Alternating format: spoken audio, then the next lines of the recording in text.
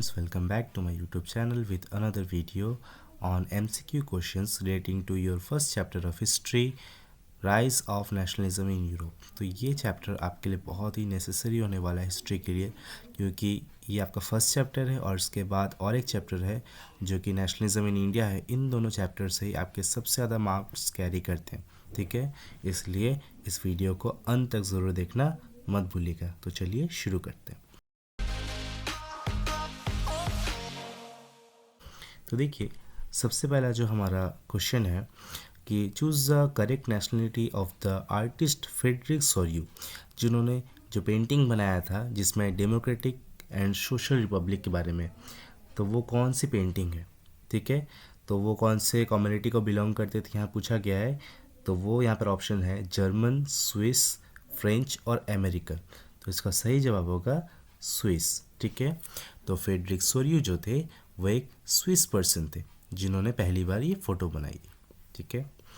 दूसरा सवाल हमारा है nationalism which emerged as a force in the late 19th century, इसका मतलब क्या था उनकी तरफ से।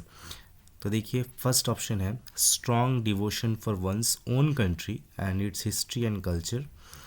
नेक्स्ट है strong devotion to one's own country without appreciation for other nations. Then strong love for one's own country and hated for others. And last है equally strong devotion for all the countries of the world, ठीक है। तो इसका सही जवाब होगा ये first number, A number, strong devotion for one's own country and its history and culture. ये उन लोगों का मेन एजेंडा था नेशनलिज्म का। समझ गए आप, ठीक है।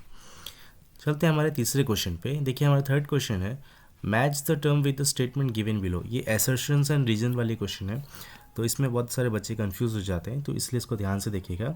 क्वेश्चन है कि यूथोपियन सोसाइटी मतलब क्या समझते हैं हम।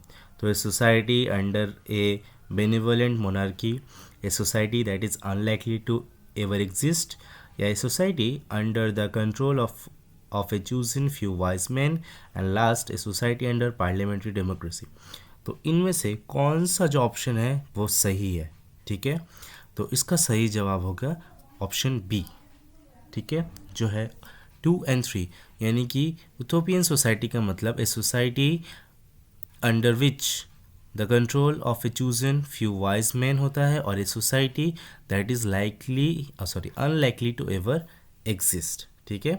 ये बी नंबर आपका इसका करेक्ट आंसर होगा। जो हमारा फोर्थ क्वेश्चन है which of the following countries did not attend the congress of Vienna.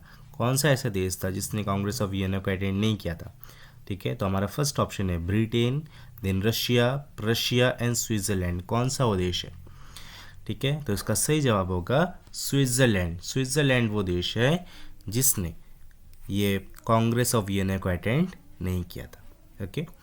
हमारा नेक्स्ट सवाल है the first great revolution which gave the clear idea of nationalism with its core words liberty, equality and fraternity, ये कौन से revolution के अंतर्गत कहा गया था। तो ये बहुत ही आसान जवाब है, आप सब जानते हैं। इसका राइट ऑप्शन होगा द फ्रेंच रिवॉल्यूशन, ठीक है। देखिए, ये ना आपके जो MCQs ये बहुत ही इंपॉर्टेंट है, ठीक है। मतलब अभी जो बोर्ड का पैटर्न किया है उसमें 20 मार्क्स MCQ है, यानी हिस्ट्री का जो चैप्टर है ये बहुत ही ज़्यादा मार्क्स कैरी कर सकता है, ओके। चलते बढ़ते हैं हमारे अगले सवाल की तरफ। हमारा अगला सवाल है which of the following statement about the French revolution are correct. कौन सा स्टेटमेंट जो है वो फ्रेंच रिवॉल्यूशन की तरफ में वो सही है।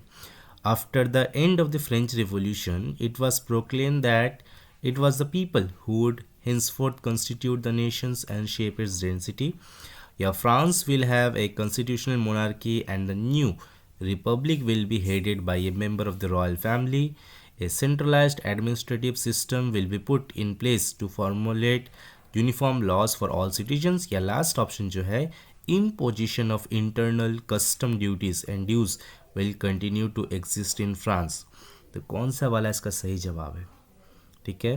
तो इसका सही जवाब है हमारा ये ऑप्शन सी, जिसमें है 1 and 3 नंबर, यानी after the end of the French revolution it was proclaim that it was the people who would henceforth constitute the nation and shape its density, यानी वो फ्रांस के लोग होंगे जो ये चाहते हैं कि बाद में आज़ादी के बाद जब वो लुईस सिस्टीन के मरने के बाद में वो अपने राज्य को खुद चलाए, वो अपने डिसीजंस को खुद ले सके।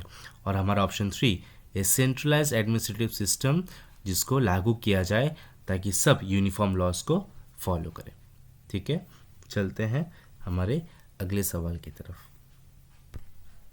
देखिए हमारा अगला सवाल है, the French revolutionaries declared that the mission and destiny of the French nation was.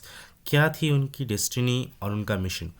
पहला ऑप्शन है to conquer the people of Europe, to liberate the people of Europe from deposition, and to strengthen absolute monarchies in all the countries of Europe, और last option to propagate the ideals of liberty, equality and fraternity in every part of the world. कौन सा इसका सही जवाब है? देखिए इसका सही जवाब होगा option B, to liberate the people of Europe from deposition, यानी हर एक व्यक्ति को उचित न्याय या अधिकार दिलाना, ताकि हर एक व्यक्ति, क्योंकि आपको पता है फ्रांस सोसाइटी 3 पार्ट्स में बिलोंग करती थी, क्लर्जी, नोबिलिटी एंड पीजेंट्स। तो जो थर्ड स्टेट्स थे उनको बहुत ज़्यादा प्रॉब्लम सफ़र करना पड़ता था, इसी वजह से वो चाहते थे कि सब लिबरेट यानी मिक्सअप होके रहे। ठीक है, चलिए अगला सवाल जो हमारा 8 है वो बहुत ही ईजी है, आप सब इसका जवाब कर सकते हैं। जल्दी जल्दी कमेंट बॉक्स में कमेंट ज़रूर कीजिएगा कि the civil code of 1804 in France is usually known as French revolutionary code, Napoleonic code, European imperial code और द फ्रेंच सिविल कोड। ठीक है, मुझे पता है आप लोग जानते हैं यह है नेपोलियनिक कोड। ठीक है, तो the code of 1804 in France, इसको हम नेपोलियनिक कोड के नाम से भी जानते हैं। चलिए बढ़ते हैं हमारे अगले सवाल की तरफ। हमारा अगला सवाल है, the liberal nationalism stand for. Liberal nationalism का मतलब क्या होता है? Freedom for all the individual and equality before law, preservation of autocracy and clerical privileges, freedom for only male members of society and equality before law, या option D freedom only for senior citizens. ठीक है, तो इसका सही जवाब है option A, जिसमें है freedom for the individual and equality before law. ये लिबरल नेशनलिज्म का राइट डेफिनेशन है। ओके, नेक्स्ट सवाल देखिए, who among the following form the secret society called the young Italy. ये 2012 में आया था और ये बहुत ही नेसेसरी क्वेश्चन है, और इसमें से हमारा लॉन्ग क्वेश्चन भी आता है कि who made the secret society और उसका नाम क्या है। तो इसे बनाया था हमारे गिउसेपी मज़ानी ने। ठीक है, इसके बारे में आपको पता ही होगा, गिउसेपी मज़ानी जिन्होंने यंग इटली और यंग यूरोप जैसे 2 सीक्रेट सोसाइटी बनाए थे। चलिए बढ़ते हैं हमारे अगले सवाल की तरफ, जो है question number 11। So the treaty of recognize Greece as an independent nation, यानी किस ट्रीटी के अंतर्गत ग्रीस इंडिपेंडेंट हुआ था? ठीक है, तो इसका सही जवाब क्या होगा? क्या लगता है आपको? वियना 1815, कॉन्स्टेंटिनोपल 1832, वार्सो 1814 और लेप्सिक 1813। तो इसका सही जवाब है ट्रीटी ऑफ कॉन्स्टेंटिनोपल 1832। ठीक है, ये हमारा राइट ऑप्शन है। समझ में आपको? Treaty of Constantinople. चलिए बढ़ते हैं हमारे नेक्स्ट सवाल की तरफ। Who said when France sneezes the rest of Europe catches cold. ये बहुत ही ज़्यादा कॉमन चीज़ है, ये जल्दी जल्दी कमेंट बॉक्स में कमेंट भर दीजिए कि किसने कहा था कि जब फ्रांस स्नीज करता है तो रेस्ट ऑफ द यूरोप को कोल्ड आ जाता है। ठीक है, तो इसे कहा था ड्यूक मेटरनिच ने। ठीक है, सो ड्यूक मेटरनिच ने ये बहुत ही पॉपुलर एजेंडा दिया था वहाँ के लिए। चलिए बढ़ते हैं हमारे अगले सवाल की तरफ। Who played the leading role in the unification of Germany. ये तो बहुत ही आसान सवाल है, मुझे पता है आप लोग बहुत ही अच्छे से पढ़ाई कर रहे हैं, तो चलिए जल्दी से इसका जवाब दे दीजिए। जी हाँ, तो आपका सवाल जो था वो था किसने किया यूनिफिकेशन ऑफ जर्मनी। तो इसका सही जवाब होगा ऑटो वन बिस्मार्क। ठीक है, इन्हीं की वजह से ट्रीटी ऑफ वियना आया था। तो अगर आपने वो क्वेश्चन नहीं किया तो वो पढ़ लीजिएगा, क्योंकि वो 2 या 3 मार्क्स क्वेश्चन के अंतर्गत आ सकता है ट्रीटी ऑफ वियना। ओके, हमारा अगला सवाल है, who was proclaimed the emperor of Germany in 1871। 1871 के समय में किसको जर्मनी का एम्परर बनाया गया था?